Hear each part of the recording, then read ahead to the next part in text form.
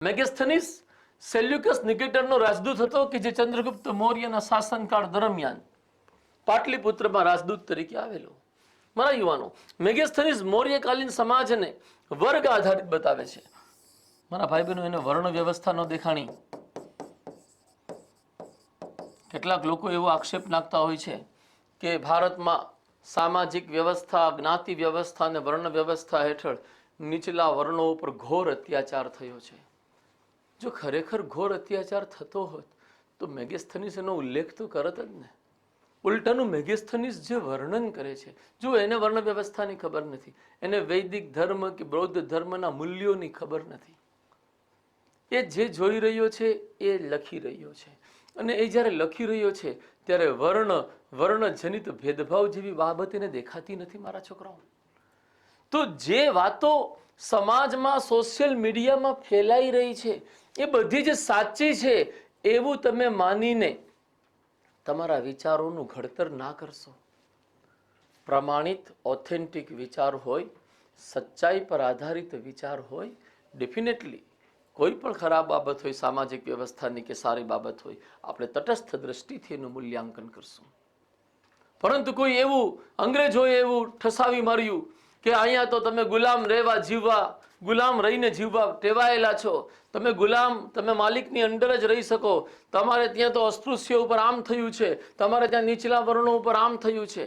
એ હકીકતમાં વર્ણ ભેદ અને જ્ઞાતિ ભેદના જે પણ અહીંયા વ્યવસ્થાની અંતર્ગત તફાવતો હતા, નો ડાઉટ સમાનતાના આદર્શની દ્રષ્ટિથી એ યોગ્ય નથી જ.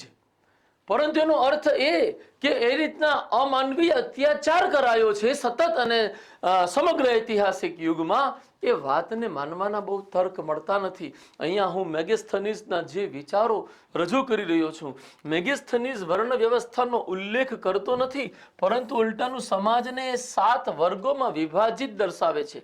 અને એ 7 વર્ગોનું જે વર્ગીકરણ એને કર્યું છે એ પણ એ સમયના સમાજમાં વાણી અને વર્તનના ધોરણોને બહુ સ્પષ્ટપણે રજૂ કરે છે. એમણે સર્વપ્રથમ સ્થાન દાર્શનિકોને આપ્યું છે. ધેટ મીન્સ કે આપણો સમાજ એ સમયે જે પણ હતો ત્યાં શિક્ષણ કાર્ય, જ્ઞાન પ્રાપ્તિ, દર્શન શાસ્ત્ર વગેરેથી જોડાયેલા જે વ્યક્તિઓ હતા એને સર્વોચ્ચ સન્માન પ્રાપ્ત હતું, અને એનું પહેલું સ્થાન દાર્શનિકોને આપ્યું. તમે જુઓ, બીજું સ્થાન કૃષકોને આપ્યું. મતલબ જ્ઞાન પછી એ સમાજમાં કોઈને મહત્વ હતું તો એ કે જેને આપણે જગતનો તાત કહીએ, જગતનો પિતા કહીએ, એ ખેડૂતનું બીજું સ્થાન હતું એ સમાજમાં. હવે તમે જુઓ, વૈશ્ય વર્ણ ત્રીજા સ્થાને છે.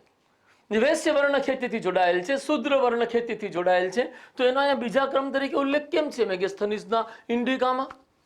કંઈક વિચારવું પડે. સમાજને તોડનારી બાબતો કરતા સમાજને એક બનાવી રાખનારી બાબતો વધુ તાકાતવર રહી છે હિન્દુસ્તાનની અંદર, અને એ વાત તમને મેગેસ્થનીસના ઇન્ડિકામાં રજૂ થયેલા 7 વર્ગથી જોવા મળે. ત્રીજું સ્થાન પશુપાલક અને શિકારીનું રહ્યું. દેટ મીન્સ પશુપાલકોનું પણ સન્માનજનક સ્થાન જોઈ શકાય છે. ચોથું સ્થાન શિલ્પી અને વેપારીનું રહ્યું. 5મું સ્થાન યોદ્ધાઓનું રહ્યું. 6ઠું સ્થાન નિરીક્ષકો, સરકારી અધિકારીઓ કહી શકે, અને 7મું સ્થાન મંત્રી કે રાજનેતાઓનું રહ્યું. મતલબ જેને આપણે રાજનીતિથી જોડાયેલા વ્યક્તિઓ ગણીએ એને અહીંયા મેગેસ્થનીસ સામાજિક દ્રષ્ટિથી સૌથી નીચલા વર્ગમાં મૂકે છે.